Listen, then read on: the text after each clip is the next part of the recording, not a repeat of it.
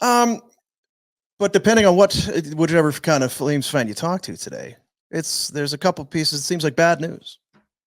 Good news, bad news? There's one piece of bad news, and there's another piece that I don't know how to feel about. Well, we'll start with the what we do know. Yegor Sharangovich was injured in the final preseason game. Preseason's too damn long. See, we talked about it last week. It's too long. Late. You'll see it here kind of at the top of the screen. The boards, he gets tangled up, falls to the ice, Ouch. and that it looks pretty innocent, but then does the guy fall on his ankle there? Yeah, if that's the case, that's not good. That right leg gets folded up underneath. They got skates on too, eh? Blades right? sharp, digging into the ice. It's one of those things. catchy. That sounds dangerous. I don't know. You can stick with that? You can go with it. Again, we'll pee on it. We'll be fine, I'm Yeah, sure. good. Yeah. But if you were hoping for the best, it sounds like that's not going to come our way. The Flames have announced it's week to week on the IR for Yegor Sharangovich. Yeah, but it's maybe not the worst. Week to week. I was going to say, it depends on your outlook here. If you're really like, have we got the expression for the first overall kid this year?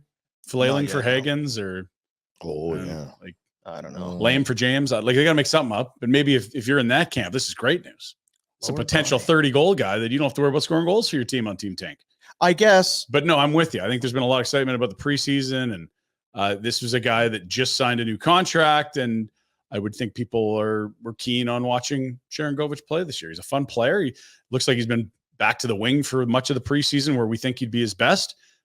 Not ideal. Not ideal. Not the best. And again, until we're well into the season and we want to be poopy pants, we'll have a little bit of positivity. This is not a good story. Even if you are Team Tank. No, you don't need Sharangovich to have a lower body injury at the start of the season. I'd like them to lose 1-goal games with Yegor Sharangovich. Sure. Right? He can be part of it. Builds morale.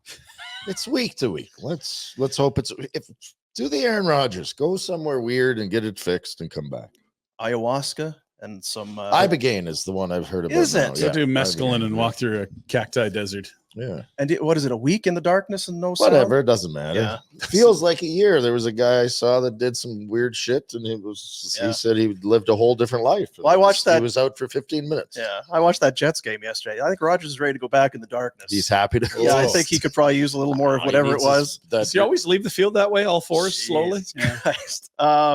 So, I mean, that's the one piece that we know. So it's going to be an extended period here without Sharangovich. Hey guys, thanks for watching. Be sure to check out more of our content right here on the Flames Nation YouTube page. We had a bunch of great long form interviews. You can check out some videos we've done as well outside of the studio.